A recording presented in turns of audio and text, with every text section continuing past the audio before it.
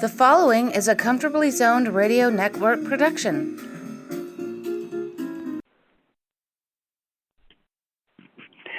Welcome back to the Retro Rangers podcast. I'm your host, George Grimm, and our theme tonight is watching the Rangers at the old Madison Square Garden.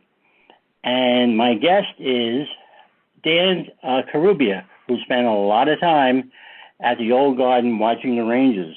Dan, welcome to the show. Well, thank you, George. It's nice to be here. And, yeah, it's going to bring back some really cool memories of some days of our youth, of my youth, growing up in Richmond Hill, Queens, and attending my first games, and then going on and not missing games from about 1962 to 1967 when I went away to college. Yeah. Can you tell us how you got involved with hockey? Well, the boys on the block started to play a little bit of roller hockey when we were about 9, 10, 11 years old. And there was a hockey game that my dad and mom got to me, presented to me at Christmas time. It was one of those old hockey games where you had to flip the players around. They were on little sticks and everything, and you could watch. Yeah, and that. So I started. Hockey, yeah, it was really cool. And I started to watch that, and then I think maybe there was a hockey game on WOR TV, black and white hockey game. I started to watch it a little bit, and I liked it. I really enjoyed watching hockey in the Rangers, and so I guess I kept bugging my dad to take me to a game, and he did.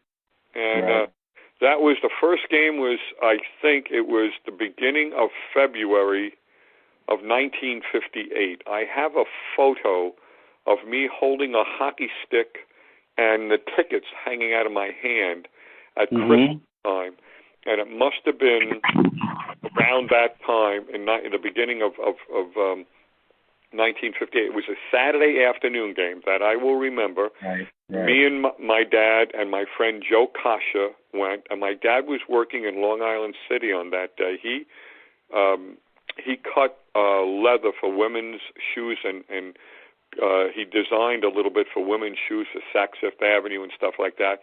And my cousin, Howie, drove us to Van Dam Street, I believe it was, where his building was. Company was called M. Lauer and Company. And we went up, and then we stayed there about 15 minutes. My dad got off, and we went to the Ranger game at Madison Square Garden. It was a Saturday afternoon game, and we sat right behind Gump Worsley. Wow. And the Gumper was in goal, and I think the seats that's called the End Arena at the old Madison Square Garden. I think the seats $2.50. I'm not surprised, yep. And then, but what we found out, my dad was pretty cool at this. So I'm 1958. I'm 11 years old, I guess. Going to be 12, and he would let me walk around the arenas, because he took me to my first baseball game, 1956, at Ebbets Field, and he told me to hop the railing at Camera Day in left field. Long story short, he told me to hop the railing and take a picture of me and Jackie Robinson. So I have a photo of me and Jackie Robinson with his arm around me. And then I walked the stadium. I asked my dad, and I had the camera, so I took some photos by the Dodger dugout and everything else. So he was okay with me walking around. And my friend and I went above. They were the $6 seats, the side arena, I think they were called, and they were $6. And it was right above where the Rangers came out. And below was the side promenade. I remember.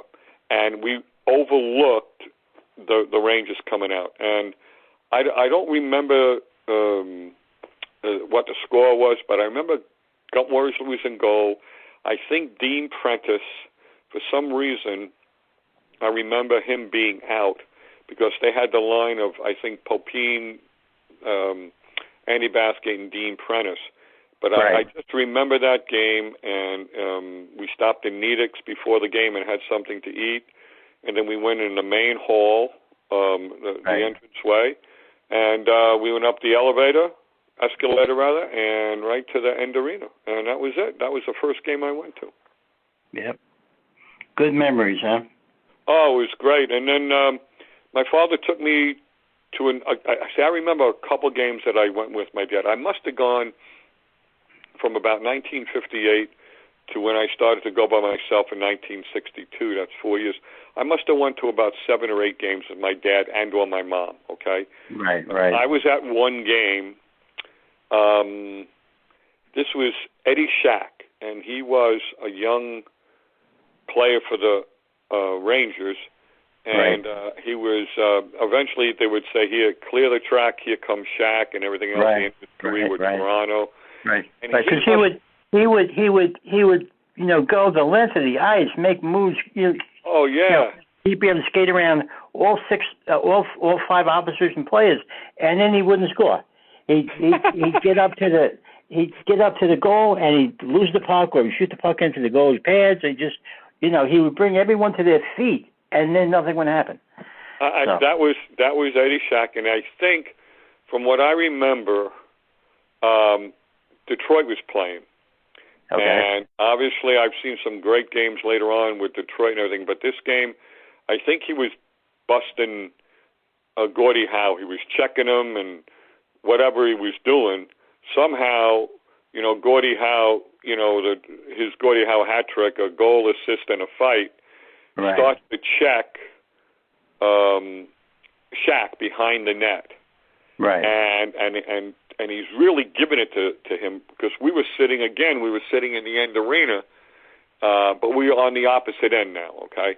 Right, so he's really going after Eddie Shack, and they almost start to fight, and Lou Fontanano comes over, and he gets in the way between Gordie Howe and Eddie Shack, and I was stunned because Gordie Howe took about 3 punches and laid Lou Fontanano out. Bam! Yeah. And he was bleeding all over the place. And that's the first, I think that was the first fight that I ever really remember that was a classic big fight. I can remember guys checking, they had Harry Howell and Larry Cahan and those guys. But this fight was the first crazy fight that I've seen. And he laid Lou Fontanano out, number 8, and he was a good player, defenseman for the Rangers. Oh, sure. Yeah, there's some pictures of Fontanano after the fight, and his nose is just, splattered all over his face. Oh, they said that you could hear Howe's punches throughout the Garden. Yeah, and the Garden would sell out, then, and the fans were yelling and screaming. I'm 12 years old now, I guess.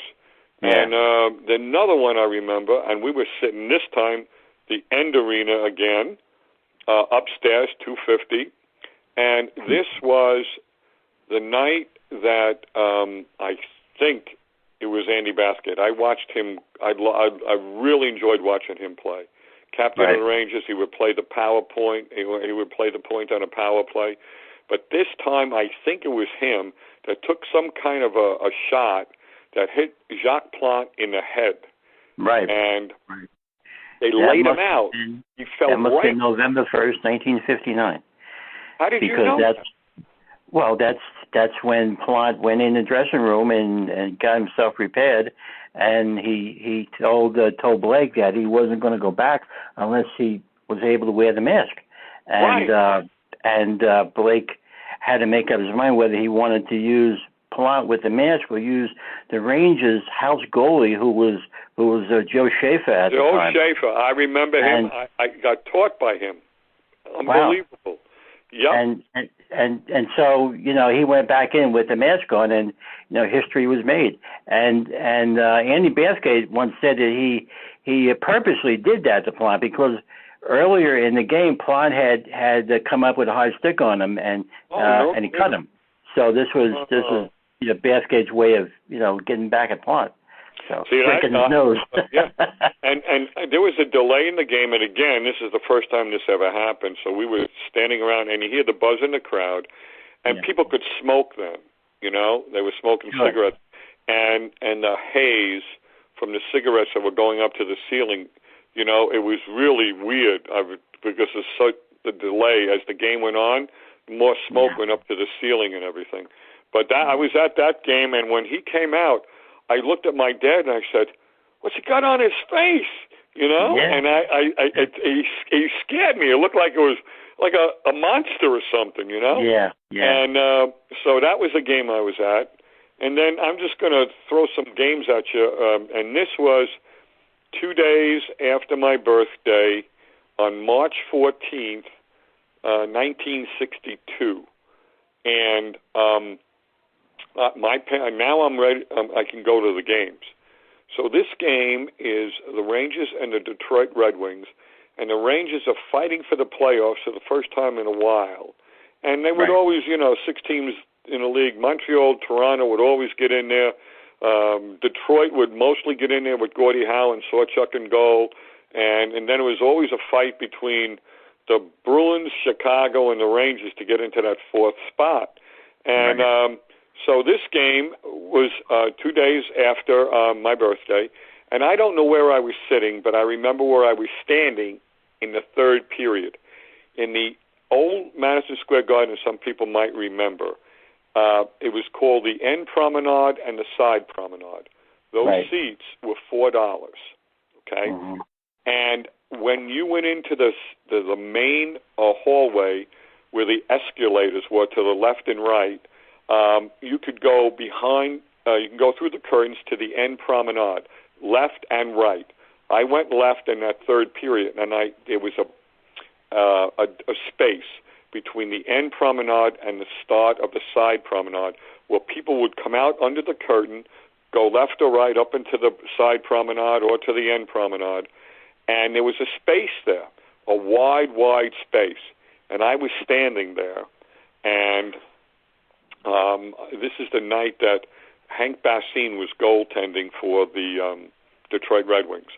And I think it was earlier in the game, Gordie Howe scored his 500th goal that night. I don't know, it was at the other end of the arena from where I was.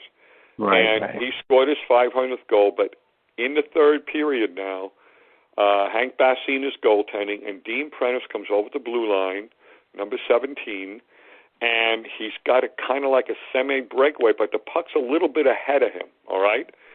So Bassine skates out of his net to the right of closer to the right face-off circle, and he wants a stick check the puck away from Prentice, but the stick slides out of his hand and goes flying and hits the puck. That's a penalty shot. Sure. And now Dean Prentice was the guy with the puck and skating all by himself, but he didn't touch the puck. He was just a little bit behind it. But they award Andy Bathgate the penalty shot. Wow. And the place is going nuts. And this is the first time I've ever seen a penalty shot. It took a little bit of time to, tell the coach of Detroit what was going on and who was taking a penalty shot. And some of the other players were questioning the ref on Detroit about shouldn't it be Prentice and so on. But it was Bathgate. Now, he was my man. He was a great stick handler, as you might remember. He was just a great right-wing hockey player, played point, as I said, in power plays, and he was a tall, thin, dark-haired guy, And but he comes down over the blue line. He fakes a forehand shot as he gets within about 20 feet, 15 feet from Bassine, and he tucks it in a little bit, and he ducks it in, and he takes a backhand over the shoulder, the right-hand shoulder of Bassine. And the place went crazy. And that propelled the Rangers into the playoffs that year. And it was just really wild that would happen like that, And so that was one of the other games I remember. And it was just really cool. And then I started to go, and if I'm talking too much, you want to interrupt? No, go ahead. No, I love hearing these stories because I understand them. Most of the time I'm, always talking to people who don't know from that era, but we both come from the same era, so it's good. But, I enjoy it. So as I started to go to these Ranger games, I started to sit up in the side balcony.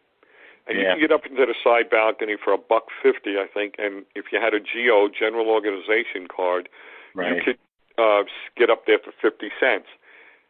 And the seats were kind of like unreserved, I believe. And you had to tear ass upstairs. And I don't know how we got there, but my friend and I got into section 427, I believe. It was on the visiting side of where the visiting bench was, but this section was right above the face-off circle in where the offensive zone of the Rangers. So the visiting team would always be there for 2 periods. And I eventually had to go up there and save seats in the first row. Then I get the second row, and if you got the third or fourth row, you would lose sight of the boards.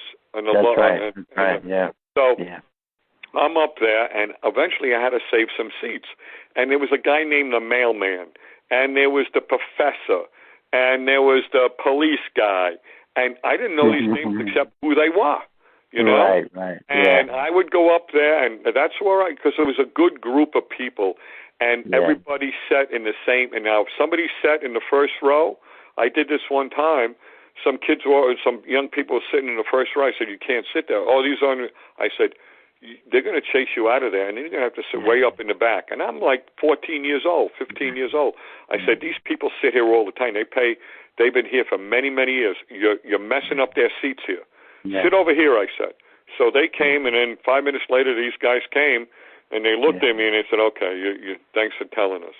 But then we also, my friends and I, would go to the visiting. You could go walk into the lower level with your side promenade seats, end arena seats, whatever, and you could walk not into the arena, but you could walk on the side and under the arena down a long, narrow path right to the visitors' locker room, the Boston Bruins, Chicago, and there was a mat, a rubber mat that went about maybe 40 feet or so from the locker room to the steps, and the players would go up 5 steps, walk right out, and then right onto the ice. But you could stay there. There was a guy that ran the locker room. His name was Artie, a short guy, blondish hair. And we would wound up, I don't know how this happened, but after practice, we would stay there, and we would ask the players for sticks. And whether it be broken or something, we would get sticks. I was a goalie, so I got the CCM sticks with a bound fiberglass wrap or normal throw, and we would go there, and then we would go, sometimes we would hang out in front of the Ranger locker room. We were 5 feet from going into that Ranger locker room. And here's what I saw in the Ranger locker room. I walked in there with Frank Pace, who was the trainer one day. I had to help him do something, carry in some water and stuff. There was a sign in there, and I'll never forget that. It was right above the locker, right above the entrance as you go out to the ice, and it said, "What you see here, what you say here, stays here." That's right. And it was unreal. But these are the things that I remember are really cool. And then, the coaches, there was Muzz Patrick and Red Sullivan, I remember. And then there was Emil Francis. And there was one game I went to, and we were in a side balcony upstairs. And I guess it was Detroit. And I remember maybe it was 1965, 64, something like that. I don't remember. I was going to high school, and Detroit scored a goal, or they thought it was a goal, and the game's starting to go on, and I guess Emil Francis was the general manager at the time, and he was sitting on the not the side promenade, but the $6 seats. I forget what they call that. But anyway, he was sitting there, and he must have went downstairs, and I remember the guy, the goal judge's name, and if you remember correctly, the goal judges, they didn't have a glass around them at the time in the early 60s. They were just on a chair, a high chair overlooking and looking down into the net. And the guy's name was Arthur Reichert. Yep, and he was the goal judge.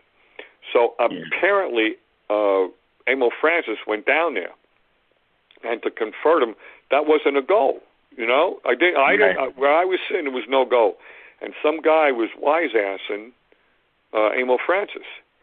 And he didn't get in a fight with Arthur Reichert. He got into a fight or mouth off with this guy, and this guy never knew who Emil Francis was. He was just thought, hey, shut the hell up and go back to your seat. So they started to fight, and all of a sudden, the Ranger guys like Vic Hadfield, I think it was Harry Howell, and those guys, they see what's going on. And they bang on the glass door to open it up on the side, on the curve of the boards. And I don't know if they opened up the door, but they got in, and some of the Rangers started to get up on the glass and climb the glass and get over.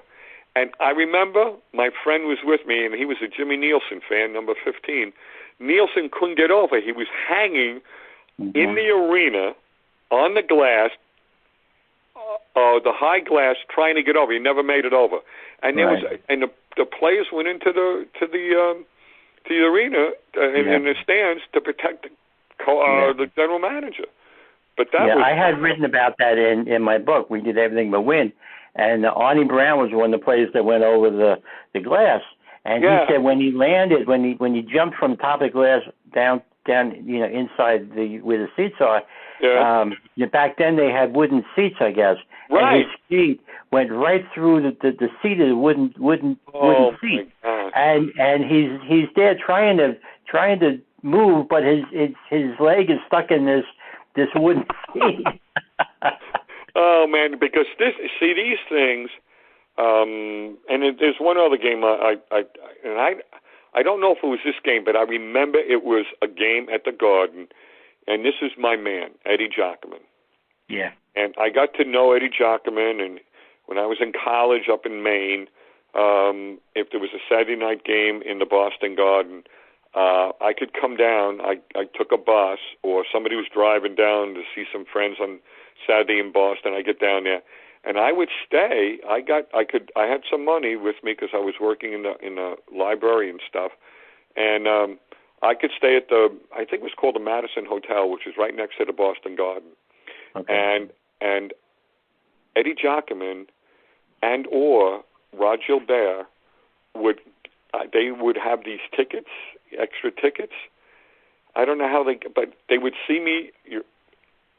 At the Garden, and I knew them from Skateland, from New Hyde Park or Iceland. I went to a hockey camp one summer at Iceland up on top of the Garden, so I knew Gilbert. Yeah. And he would leave me a ticket to the game. But Eddie Jockerman was my idol.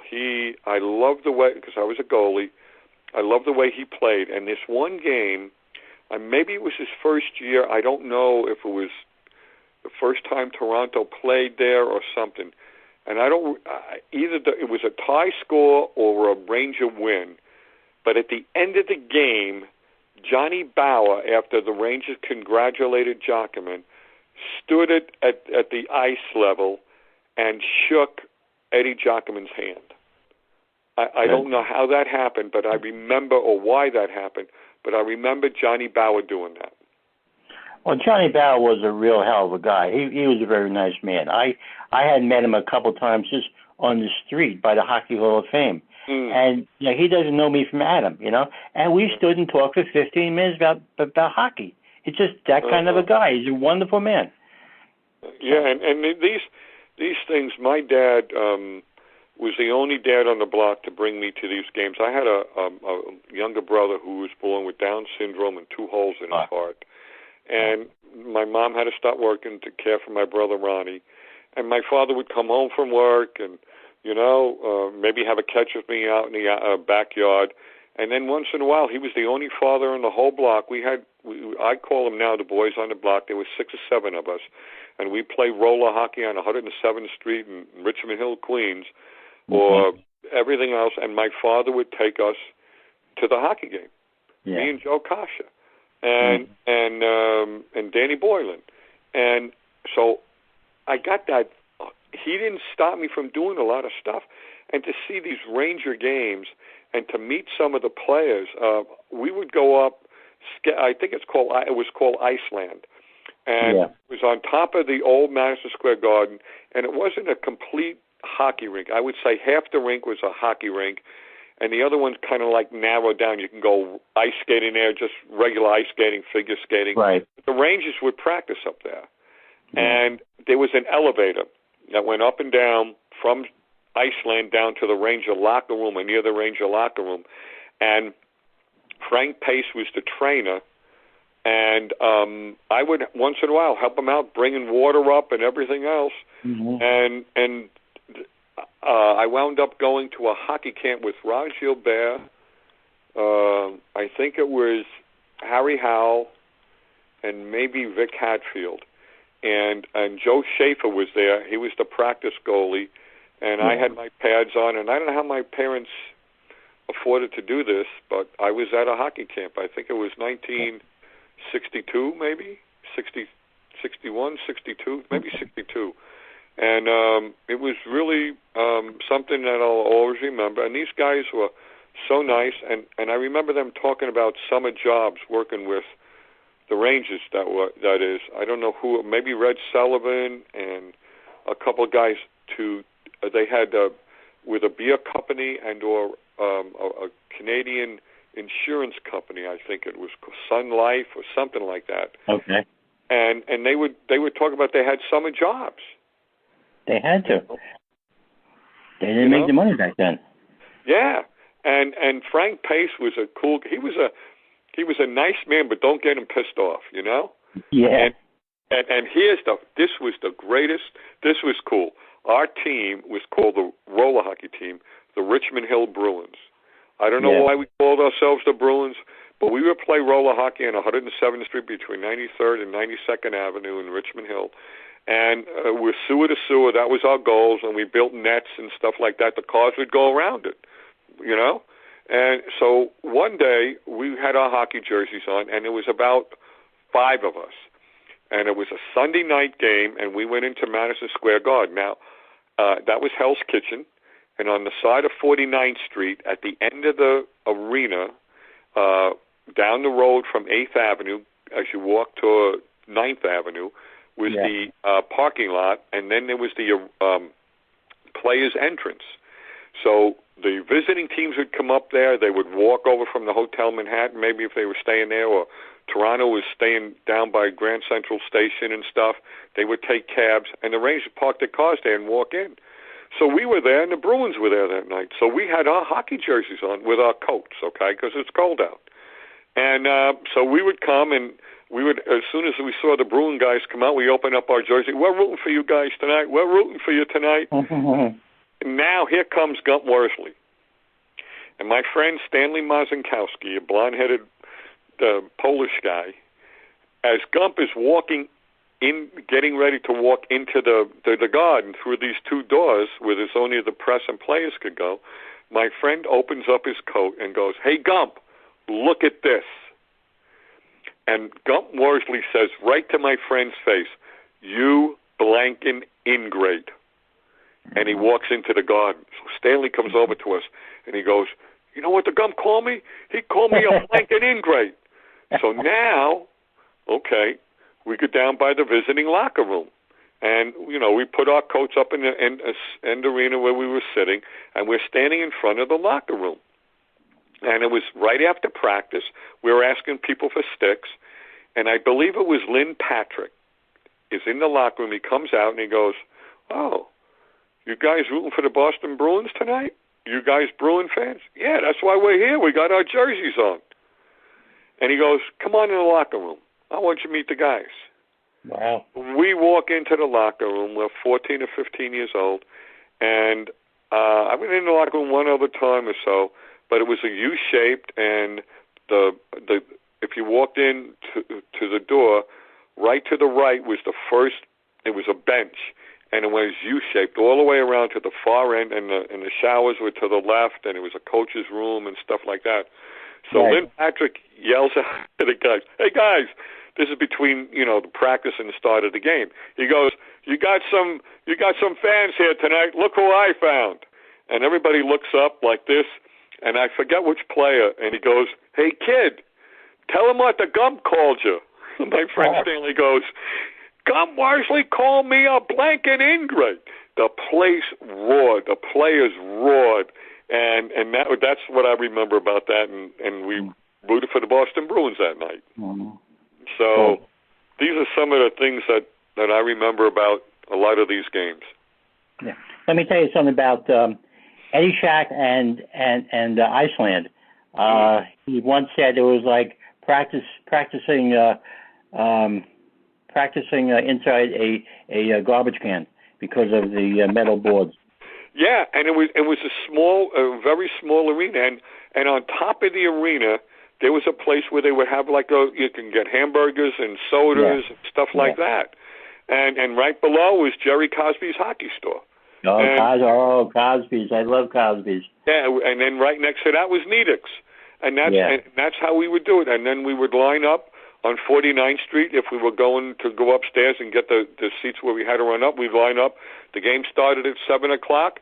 We would be there 6:15, 6:10, bingo. And that was it. And then sometimes on Sundays, we would go see the Knicks play in the afternoon, and before the first game, they would have a high school game. We're in there one time, and we hear Johnny Condon, who was the public address announcer, going, Powell Memorial goal scored by Lou Alcindor. Powell Memorial goal scored by... And I'm saying, who the hell is this Lou Alcindor guy? Yeah, well... And then we would watch the Knicks. The game would be over. We leave. We go to Nedick's, hang out there until we had to go up to the game. And then the last thing that I really recall, or just off the top of my head, was the last game at the Garden. And that was, I think, in February of 1968. That's the last. Now, I'm going to college the next year, all right? Okay. Yeah. I went to every game. Maybe I missed one game. And where did I choose to go to the last game? Was 427. And there was a cop right above us that would hang out, and he would walk that little walkway above the seats as you came down. And he was a cool guy. I forgot what his name was. But what I do remember, I think it was a tie score, and I looked around, and dumb me, I didn't do a lot of photography then. From now, I got thousands of sports photos, okay? But I didn't bring a camera that day. And I wish I would have brought my camera. The game ended in a 3-3 tie, and everybody's starting to leave. And I knew it was going to be my last time ever seeing Madison Square Garden. And I just stood there. I stood there for 5 minutes and didn't move. My friends said, come on, Carubia, let's go. Come on. Oh, wait a minute. And I walked up the stairs on 427, and I didn't have to go too far to where the wall came in, and you walk down the stairs. And I took one more look at the Garden, and half the ice rink was missing. The center speaker was over there, and I saw the far end of the side promenade, the loge, and the side balcony. And that was the last thing I remember at the Garden, you know? Yeah. And but the guys like Rod Gilbert, Harry Howell was wonderful, Eddie Jockerman, and I used to go to the Ranger dinner dances. And I always sat with Eddie Jockerman and his wife Marg.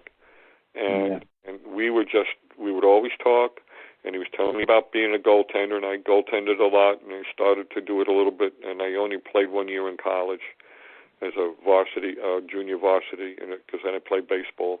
And if that was one guy, and then I just got to say something about the new Garden when it went there. I was at the Eddie game, and that game, I never cried at a sporting event. I mean, my teams lost. I never cried until that day. Yeah. When they came out, and I don't know if a lot of people know about this, John Davidson was the goaltender, and I forget who the backup was, and he was getting on now, and Gilles Villemure, I guess it was. And so they released Jockerman, and Detroit picked him up 2 days or 3 days before they played their next game, Detroit did, at Madison Square Garden. Right. And who's the starting goaltender for the Detroit Red Wings? Eddie Giacomin. Giacomin, yeah. When the Detroit Red Wings came out for practice, you could not hear anything else except Eddie, Eddie, Eddie. Yeah. And then, after practice is over, they did the ice.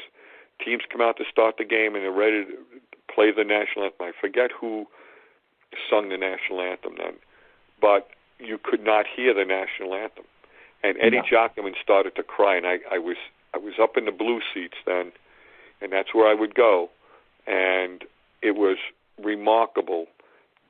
I started to cry that game, and it was like a visiting. Everybody was rooting for Detroit that night. The whole garden was rooting for Detroit that night for Eddie Giacomin. He was one hell of a competitor. Yeah, Brad Park said it was the only game he ever threw in his NHL career. He didn't try to win that game. He wanted Eddie to come out on top that night. Yep, and he did. And these are these great games, and I remember going with the Ranger fan club. I was probably 16 to Montreal. Yeah, and on the bus to Montreal, and I was 16. My friends were 15, and our parents let us go. We went. Well, and this was at the hockey arena. I mean, the place where we stayed was off of the Mercenary and something like that, I guess it was. And when we got up there early in the morning, we checked into the hotel, and we're by ourselves, and we started to walk down St. Catherine Street to Atwater, where the Forum was. And this is maybe 10 o'clock in the morning. Yeah. And all of a sudden, we're walking on the side of Atwater, and the door opens up. And somebody comes out, and we held the door, and we walked in. And we saw the Canadians practice at the Forum that morning. And we're sitting in the stands, and nobody said anything to us. And that night, we had standing room only at center ice, and it blew me away. The Rangers lost that night, but Roger Doucette sang the American. Oh, my God. Oh, he was fantastic. I love that guy. You have no idea. I was, and the Forum, the lights were by themselves. The Montreal Forum on a Saturday night. Maybe Guy Lafleur skating up and down the ice with his hair flowing behind him, and Yvonne Cormier and Roger Doucette singing "Oh Canada." That is hockey. That is what hockey is all about. You have that to me. That's why I love the game of hockey, and these memories will live for me forever. Yeah, I'm getting chills now thinking about it. And the things that my parents taught me that they sacrificed a lot for me. They let me do things by myself, and the boys on the block, we could have gotten into a lot of trouble, but we said, okay, we're going to do these things. We're going to stretch the rubber band, but we're going to go to these games because we want to keep going to these games. Now, my friends didn't always go to the games, but they went to 50 or 60% of the time. But I went to every game. Either I sat in the end arena by myself with my friends, or if I was by myself, I'd be upstairs in the side balcony.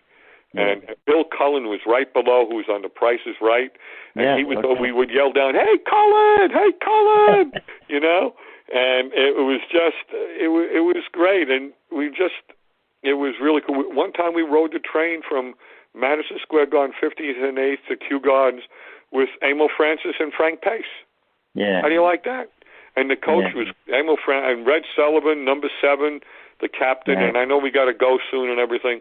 But those guys, Harry Howell and Hank Cahan and a lot of these guys, Arnie Brown. I was at the game just before I went away to college when they lost. They were winning the playoff game against the Canadians in Montreal 4-1, and they blew the game, and they lost in 4 straight. Red Berenson I think it's 1968. I was at that game. We were in the mezzanine. We had the standing room tickets in the mezzanine all night. That's where I was. I was on the offensive side, and Red Berenson comes down on the left wing, and he hits the post. Johnny Ferguson comes down the right side, shoots the puck past the goalie, and all I remember is Arnie Brown's face looking up, straight up with that ugly look on his face, you know? Yeah. And the garden got so quiet. Remember? It did. Right. It just got so quiet. You could hear Montreal, on the ice, you're slapping each other on the back and everything. But it's just so. And then I remember the time that the Rangers traded my man, Andy Baskate. Traded him to Toronto. And then they got Rod Sealing, and they started to boo him right away a little bit. And, some of these other trades that they made, the Rangers, there was only 6 teams in the league, but good, bad, or indifferent, you rooted your buns off for the New York Rangers. Yeah. And to go out to Skateland out in New Hyde Park and watch the Rangers practice out there. And that's why I met a lot of these guys, too, right then and there. They would practice. We'd watch them practice. They shower. We wait for them. Hey, Rod, how you doing today? Hey, how you doing? And Rod I think his nickname was Rocky, and you could call him Rocky, and he would, put his finger on his mouth. Only you know it. Don't call me loud like that, okay? Okay. Mm-hmm. And then Harry Howell and Eddie Jockman, and that was Gilles Villemure was a very quiet guy, if I remember correctly, and I think he still lives on Long Island. Yeah, Gilles, he came up very early when Jacques Plante was hurt early in, I think, 62 or so, and I was at one of his first games because he didn't have a mask then. He played without the mask, and that must have been 62 or 63, I guess, when he came in for Plante for about 5 or 6 games. Here's one thing I remember, talking about replacing. I don't know what year this was, but I was at Boy Scout camp on a Saturday night, and I picked up the end of the Ranger game on radio, and I remember, it was Toronto, and I picked up those Frequency of Toronto, and I forget what the guy's name was. He was a great hockey announcer there, and all he said was, Toronto 5, Rangers no score, and that was the next to the last game of the year, and the next night, the Rangers had to win that game against Montreal in order to beat out Detroit to go into the playoffs. And Detroit had to lose. And I remember Charlie Hodge was the Canadian goaltender. And I don't know if it was 1960, 61 or something like that. But the Rangers lost, and the next morning I got up, and I got on the news or something like that, and I found out that Detroit won and Rangers didn't make the playoffs that year. But that's one game I remember like that. Yeah. What about the guy with the trombone? You remember him at all? There was a guy with a trombone and a gold lame jacket. He used to sit up behind the goal. I vaguely remember that. I remember the Ranger fan club sign was there. And Gladys Gooding would be the organist. Yeah. But I'm trying to think if I remember that guy. Somebody had a wild jacket on, and I really don't recall him. But there were so many great characters, especially in the side balconies, and you just knew everybody. It was like a little neighborhood. That's what it was like. Yeah, it's true. Because you knew everybody. And the players would salute you. You'd yell down to them and stuff like that. Even the visiting team, Elmer Vasco and stuff like that, Pierre Palat and all those guys. They were just really. And Bobby Hull would sign autographs. I remember him signing an autograph for me. Yeah. There was one time outside the New Garden that we were waiting for autographs against, and the Rangers had played Chicago, and the Blackhawks were coming down the ramp to get on the bus, and the fans are really ragging on all the Blackhawks, just saying terrible things about them, and then Bobby Hull comes down, and everybody got quiet. They just Bobby Hull, and he came over and he signed all our autographs, shook all our hands. Such a great, classy guy. He was really, really a wonderful, wonderful gentleman, and a tremendous hockey player. And I remember I some of the other guys that played, Gordie Howe and Terry Sawchuk was a mean guy. He wouldn't do anything. He wouldn't even give you a broken stick. But Glenn Hall played 506 games in a row without a mask. Are you kidding me? Can you imagine? No, not even close. And the Gumper was no teeth and stuff like that. And you know, he was just a character. The Gumper was a character. Yeah. And you know, I remember, I guess it was the Boston Bruins, and they had this line of Vic Stasiak, Johnny Busick, and I'm trying to think of who the other guy was. And we were talking to them after the game one time, you know, they were leaving, and they said, we can beat the Rangers anytime. And I remember Busick saying that. We have their number, you know, and but you could go up to them and talk to them. Right, you know? right.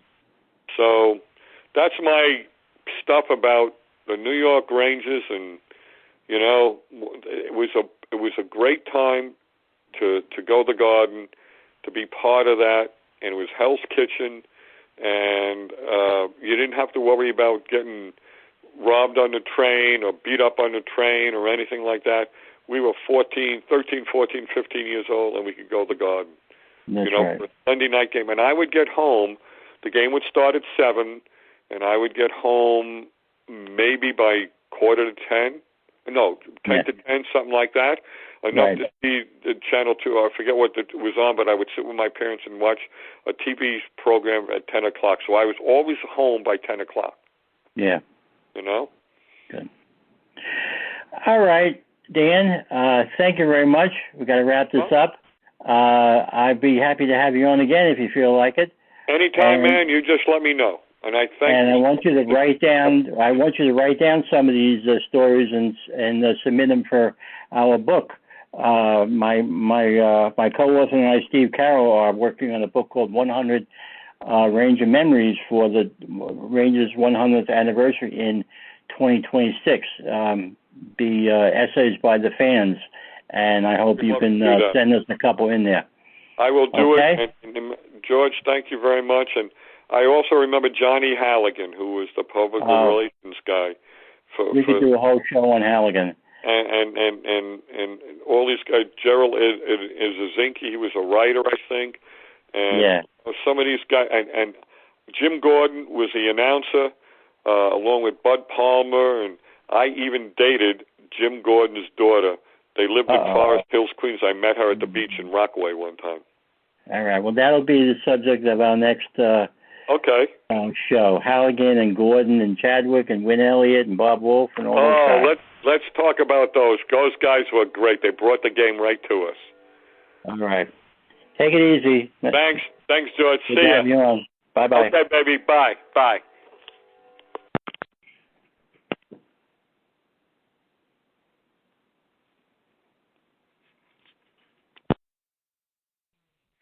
The proceeding has been a Comfortably Zoned network production. You are advised to keep your dreams wet, your humor dry, your children and grandchildren out of military recruiting offices and off the laps of clerics who wear dresses. Thank you for listening, everyone. Happy trails.